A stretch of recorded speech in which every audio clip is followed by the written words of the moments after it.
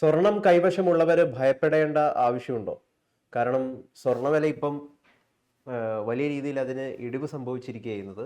നമുക്കറിയാം കഴിഞ്ഞ കുറേ കാലങ്ങളായിട്ട് വല്ലാത്ത രീതിയിൽ ഉയരുകയും എന്നാൽ അതേസമയം താഴുകയൊക്കെ ചെയ്യുന്ന ഒരു സ്റ്റേബിൾ അല്ലാത്തൊരവസ്ഥയിലാണ് ഈ സ്വർണ്ണവിലയുടെ ഒരു നിൽപ്പ് എന്ന് പറയുന്നത്. ഇപ്പോഴത്തെ ഈ അവസ്ഥയെ എങ്ങനെയാണ് നോക്കിക്കാണേണ്ടത്? ഇന്നലെ സ്വർണ്ണവില ഒറ്റ ദിവസം കൊണ്ട് 5% ഇടിവ് സംഭവിച്ചതായിട്ടാണ് വാർത്തകൾ സൂചിപ്പിക്കുന്നത്. ഇന്നലത്തെ മാധ്യമ വാർത്തകളിലെ സാമ്പത്തിക സാമ്പത്തിക വാർത്തകൾ കൈകാര്യം ചെയ്ത മാധ്യമങ്ങളിലെ ഈ കഴിഞ്ഞ 1-2 ദിവസമായിട്ട് സ്വർണത്തിന്റെയും വെള്ളിയുടെയും വിലയിൽ വന്ന ഈ വൻ ഇടിവ് വലിയ ചർച്ചാ വിഷയമായിരിക്കുകയാണ്. അതുപോലെ തന്നെ ഗൗതം സൂചിപ്പിച്ച പോലെ കഴിഞ്ഞ കുറച്ച് നാളായിട്ട് സ്വർണത്തിന്റെ വില അമിതമായിട്ട് വർദ്ധിക്കുകയും ചെയ്തിരുന്നു. ചരിത്രത്തിൽ എങ്ങും ഇല്ലാതെ പോലെ സ്വർണ്ണവില കയറി, പെട്ടെന്ന് ഒരു ദിവസം അത് താഴോട്ട് പോയി.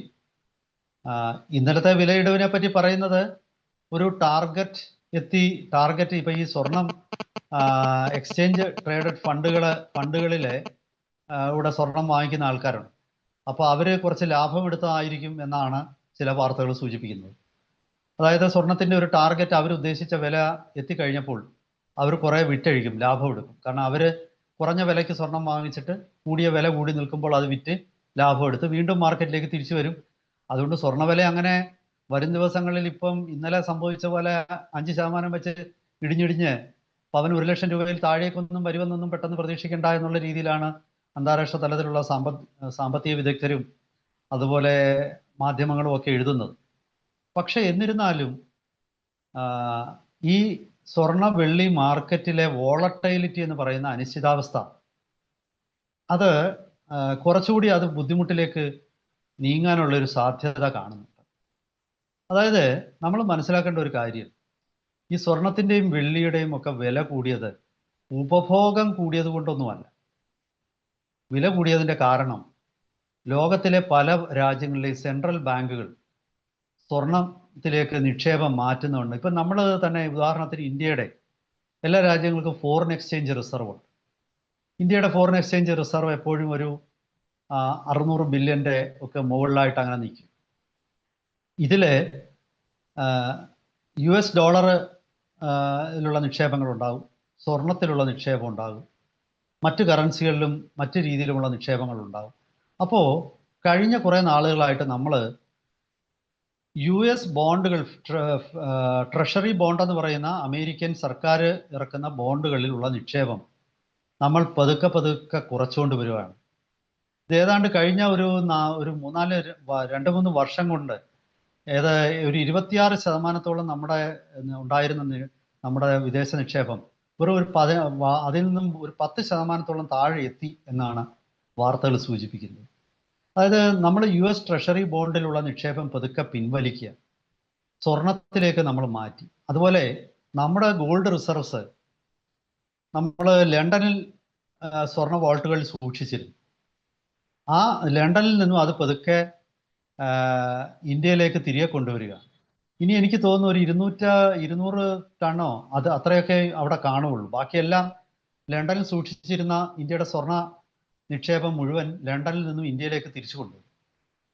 ഇത് ചില കാരണങ്ങളാലാണ് സ്വർണത്തിനുള്ള, അതായത് സെൻട്രൽ ബാങ്കുകൾ സ്വർണ്ണ നിക്ഷേപം ലോകത്തെമ്പാടും വർദ്ധിപ്പിച്ചു. പല സ്ഥാപനങ്ങളും വ്യക്തികളും, അതായത് അൾട്രാ ഹൈ നെറ്റ്വർത്ത് ഇൻഡിവിജ്വൽസ് എന്ന് പറയുന്ന ആൾക്കാർ സ്വർണത്തിൽ നിക്ഷേപം നടത്തും. അല്ലാതെ ആഭരണം വാങ്ങിച്ചത് കൊണ്ടോ സാധാരണ സ്വർണത്തിന്റെ ഉപഭോഗം വർദ്ധിച്ചത് കൊണ്ടോ ഒന്നും അല്ല സ്വർണ്ണവില കൂടിയത്. സ്വർണ്ണവില കൂടിയത് ഇന്ത്യയിലെ റിസർവ് ബാങ്ക്, അല്ലെ ചൈനയുടെ സമാനമായ ബാങ്കുകൾ, ഇവരൊക്കെ തന്നെ സ്വർണം വാങ്ങിച്ചു കൂട്ടിയത് കൊണ്ടാണ്. അത് കാരണം ലോകത്തിൽ സ്വർണ്ണവില കൂടി. ഇപ്പോൾ കുറയാനൊരു അതിന് ഇനി മറ്റൊരു വിഷയം കൊണ്ടുണ്ട്. അമേരിക്ക അവരുടെ പലിശ നിരക്ക് കുറയ്ക്കുമ്പോൾ പലരും നിക്ഷേപം സ്വർണത്തിലേക്കാക്കും. അതായത് ട്രഷറി ബോണ്ടുകൾ ആകർഷകമല്ലാതാകും. പക്ഷെ ഇപ്പോൾ ഈ കഴിഞ്ഞ ദിവസം ഒരു വാർത്ത വന്നു,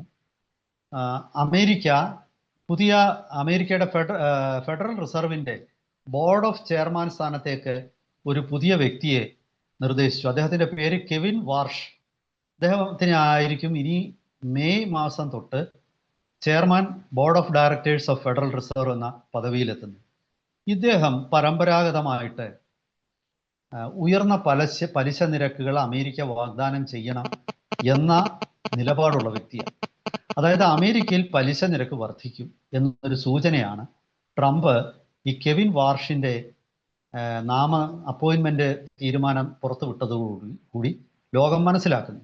അങ്ങനെയാണെങ്കിൽ ഇനി സ്വർണത്തിൽ നിക്ഷേപിക്കേണ്ട, വേണമെങ്കിൽ നമുക്ക് അമേരിക്കൻ ട്രഷറി ബോണ്ടിൽ നിക്ഷേപിക്കാം എന്ന ഒരു ചിന്ത, ധാരണ നിക്ഷേപക സമൂഹത്തിൽ ഉണ്ടായി എന്നാണ് ചില തരം വിലയിരുത്തലുകൾ സൂചിപ്പിക്കുന്നത്. അപ്പോൾ കെവിൻ വാർഷിന്റെ ഒരു പേര് അനൗൺസ്മെന്റ് ആണ് ഇതിലേക്ക് നയിച്ചതെന്ന് പറയുന്ന ചിലരുണ്ട്. മറ്റു ചിലർ ഞാൻ ആദ്യം പറഞ്ഞതുപോലെ തന്നെ ഇതിൻ്റെ ഒരു വരും ദിവസങ്ങളിൽ അവരിത്രയും നാൾ നിക്ഷേപിച്ചതിന് ലാഭം എടുക്കാനായിട്ട് അവർ കുറച്ച് വിറ്റു. അതാണ് മാർക്കറ്റിൽ പൊതുവെ വില ഇന്നലെ കുറയാനുള്ള കാരണം എന്ന് പറയുന്നത്. പക്ഷെ ഇതൊരു ട്രെൻഡായിട്ട് മാറാനുള്ള സാധ്യത തൽക്കാലം അധികം ഇല്ല എന്നുള്ളതാണ് ധനകാര്യ വിദഗ്ധരൊക്കെ തന്നെ പറയുന്നത്. എല്ലാ ധനകാര്യ മാധ്യമങ്ങളിലും അങ്ങനെ തന്നെയാണ് ആ വാർത്ത പുറത്തു വന്നിട്ടുള്ളത്. ഇത് ഇനി മറ്റൊരു വിഷയം, ഡോളർ എന്ന ഒരു കറൻസി അതിൻ്റെ പ്രാധാന്യം ലോകത്തിൽ കുറഞ്ഞുകൊണ്ടിരിക്കുന്നു. ആ ഒരു സാഹചര്യത്തിൽ തൽക്കാലത്തേക്ക് എല്ലാവർക്കും വിശ്വസിക്കാവുന്ന ഒരു നിക്ഷേപ വസ്തുവായിട്ട്, അതായത് ഒരു ഇൻവെസ്റ്റ്മെന്റ് ഇൻസ്ട്രുമെന്റ് ആയിട്ട് ഈ ഗോൾഡ് തുടരും എന്നുള്ളൊരു സൂചനയാണ് വരുന്നത്. അപ്പൊ അങ്ങനെ ആണെങ്കിൽ ഇപ്പോൾ താൽക്കാലികമായിട്ട് കാണുന്ന ഈ സ്വർണത്തിന്റെ വിലയിടിവ് അധിക നാളത്തേക്കൊന്നും നിലനിൽക്കും എന്ന് നമ്മൾ പേടിക്കേണ്ട കാര്യം. കാരണം ഡോളർ വീണ്ടും പഴയ രീതിയിലേക്ക് ഡോളറിന്റെ ഒരു ആധിപത്യം ഉണ്ടാകുന്ന ഒരു കാലം എന്തായാലും ഈ അടുത്ത കാലത്തൊന്നും ഡോളറിന് ആ ഒരു രീതിയിലുള്ള ഒരു ആധിപത്യം ഉണ്ടാകില്ല എന്നുള്ള സൂചനയാണ് നമുക്ക് കിട്ടുന്നത്. ഒരുപക്ഷെ ചിലർ ചോദിക്കുന്നുണ്ടാവുക, ഇന്ത്യൻ കറൻസി രൂപയുമായിട്ട് നോക്കുമ്പോൾ ഡോളറിന്റെ മൂല്യം ഉയർന്നു തന്നെയാണല്ലോ. രൂപയുടെമായിട്ടുള്ള വിനിമയത്തിൽ ഡോളറിന്റെ വിനിമയം ഉയർന്നു നിൽക്കുകയാണെങ്കിൽ യൂറോ അതുപോലെ മറ്റു കറൻസികൾ ഇതുമായിട്ടുള്ള നിരക്കുകൾ നോക്കുമ്പോൾ ഡോളറിന്റെ മൂല്യം ഈ കഴിഞ്ഞ ഒരു കൊല്ലത്തെ കണക്കെടുത്ത് നോക്കിയാൽ താഴോട്ട് വന്നിട്ടുണ്ട്. അപ്പോൾ സ്വാഭാവികമായിട്ടും നമ്മൾ അങ്ങനത്തെ ഒരു ഭയത്തിന് തൽക്കാലത്തേക്ക് സാധ്യതയില്ല എന്നുള്ളതാണ് എനിക്ക് തോന്നുന്നത്. പിന്നെ സിൽവറിന്റെ കാര്യം നമ്മൾ പറഞ്ഞല്ലോ, നമ്മൾ തന്നെ ഒരിക്കലും ഒരു വീഡിയോ ചെയ്തിരുന്നു. അതായത് ചൈന ആണ് സിൽവറിന്റെ മാർക്കറ്റ് ലോകത്തിൽ കൺട്രോൾ ചെയ്യുന്നത്. ഏറ്റവും കൂടുതൽ സിൽവർ ലോക മാർക്കറ്റിലേക്ക് വിൽക്കുന്നതും വിനിമയം നടത്തുന്നതും ചൈനയാണ്. ചൈന ഈ വെള്ളിയുടെ കയറ്റുമതിയിൽ ചില നിയന്ത്രണങ്ങൾ കൊണ്ടുവന്നു. ആ നിയന്ത്രണങ്ങൾ കൊണ്ടുവരുന്നത് കാരണം വെള്ളിയുടെ വില കുറച്ച് ഉയർന്നു. അത് തൽക്കാലം ചൈന ആ നിയന്ത്രണം പിൻവലിക്കാനും സാധ്യതയില്ല. അപ്പൊ ചുരുക്കി പറഞ്ഞാൽ ഈ സാധാരണക്കാരായ പലരും വിചാരിക്കും സ്വർണത്തിന്റെയും വെള്ളിയുടെയും ഒക്കെ വില കൂടുന്നത് ഉപഭോഗവുമായിട്ട് ബന്ധപ്പെട്ട പരമ്പരാഗത ഇക്കണോമിക്സ് ആണെന്ന്. അങ്ങനെയല്ല. അത് മാസ് കൺസംഷൻ എന്നുള്ള രീതിയിൽ അതിൻ്റെ ഉപഭോഗം വർദ്ധിച്ചത് കൊണ്ടല്ല. അത് സമ്പദ്ഘടനകളിൽ ഉണ്ടായിട്ടുള്ള അനിശ്ചിതത്വം ലോകത്തിൽ, അതുപോലെ ഡോളറിലുള്ള ഒരു ട്രസ്റ്റ്, വിശ്വാസം നഷ്ടപ്പെട്ട ഒരു സാഹചര്യം, ലോകത്തിലെ സെൻട്രൽ ബാങ്കുകൾ സ്വർണവും വെള്ളിയും വാങ്ങിച്ചു കൂട്ടുന്നതിൻ്റെ ഒരു പരിണത ഫലം, ഇങ്ങനെയൊക്കെയുള്ള വിവിധ കാരണങ്ങളാലാണ് സ്വർണത്തിൻ്റെ വിലയും വെള്ളിയുടെ വിലയും വർദ്ധിച്ചു നിൽക്കുന്നത്. അത് തന്നെയാണ് ഈ കഴിഞ്ഞ ദിവസങ്ങളിൽ ഇത് താഴോട്ട് പോകാനുമുള്ള കാരണം. ഇപ്പോൾ ഞാൻ പറഞ്ഞതുപോലെ നയപരമായിട്ടുള്ള എന്തെങ്കിലും തീരുമാനങ്ങൾ രാജ്യങ്ങൾ എടുക്കുകയാണെങ്കിൽ വീണ്ടും സ്വർണത്തിന്റെ വിലയെ അത് ബാധിക്കും. കാരണം ഇതൊരു യഥാർത്ഥ വിലയല്ല. അതായത് ഈ സാധനത്തിന്റെ മൂല്യവും എന്ന് പറയുന്നത് ആൾക്കാരെ ഉപയോഗിക്കുന്നതിലെ വന്ന വർധനവൊന്നും കൊണ്ടല്ല, സമ്പദ്ഘടനകളുടെയും സർക്കാർ പോളിസികളുടെയും അടിസ്ഥാനത്തിൽ വന്ന ഒരു വ്യത്യാസമാണ്. അതുകൊണ്ട് സ്വർണത്തിൽ നിക്ഷേപം നടത്തുന്നവർ ലോകത്തിൽ സംഭവിക്കുന്ന ജിയോ പൊളിറ്റിക്കൽ ചേഞ്ചസ് വളരെ കൃത്യമായിട്ട് നിരീക്ഷിക്കുകയും അതിൻ്റെ അടിസ്ഥാനത്തിൽ അവർ തീരുമാനങ്ങൾ എടുക്കുകയും ചെയ്തില്ലെങ്കിൽ അവർക്ക് പണി കിട്ടും. അതായത് ഇത് ഒരു എല്ലാ കാലത്തേക്കുമായിട്ടുള്ള ഒരു വിലക്കയറ്റമോ വില ഇടിവോ അല്ല, മറിച്ച് രാഷ്ട്രങ്ങളിൽ ഇന്ന് നിലനിൽക്കുന്ന കറൻസി സംബന്ധിച്ചിട്ടുള്ള മോണിറ്ററി പോളിസികളുടെയും ഒക്കെ പരിണത ഫലമായിട്ടുള്ള ഒരു നിക്ഷേപം, ഇൻവെസ്റ്റ്മെന്റ് ഇൻസ്ട്രുമെന്റ് എന്നുള്ള നിലയിൽ സ്വർണത്തിന് കൈവന്നിരിക്കുന്ന ഒരു പ്രാധാന്യത്തിൻ്റെ ഫലമാണ് നാളെ പുതിയ ഇൻവെസ്റ്റ്മെൻറ്റ് ഇൻസ്ട്രുമെൻറ്റ്സ് വരികയോ അല്ലെങ്കിൽ പുതിയ ഇപ്പോൾ ക്രിപ്റ്റോ കറൻസികളിലേക്ക് കറൻസികൾ വ്യാപകമാകുകയോ അതിലേക്ക് വലിയ തോതിൽ നിക്ഷേപം പോവുകയോ ചെയ്താൽ അതിൻ്റെ വിശ്വാസ്യത വർദ്ധിക്കുകയും അതിൻ്റെ ക്രയവിക്രയങ്ങൾക്ക് കൃത്യമായ മാനദണ്ഡം ലോകത്തിലെല്ലാം ഉണ്ടാവുകയും അങ്ങനെയൊക്കെ ചെയ്യുന്ന ഒരു കാലം ഒരു 10-15 കൊല്ലത്തിന് ഉള്ളിൽ എത്തിക്കഴിഞ്ഞാൽ എനിക്ക് തോന്നുന്നു പിന്നെ അന്ന് സ്വർണത്തിന് ഈ കാണുന്ന വലിയ ഒരു പ്രാധാന്യം ഇല്ലാതാവും. അതൊരു ആഭരണം എന്നുള്ള ലോഹം എന്നുള്ള ഒരു പ്രാധാന്യത്തിലേക്ക് അത് ചുരുങ്ങും. ഇൻവെസ്റ്റ്മെന്റ് ഇൻസ്ട്രുമെന്റ് എന്നുള്ള അതിന്റെ പ്രാധാന്യം താഴോട്ട് പോവുകയും ചെയ്യും.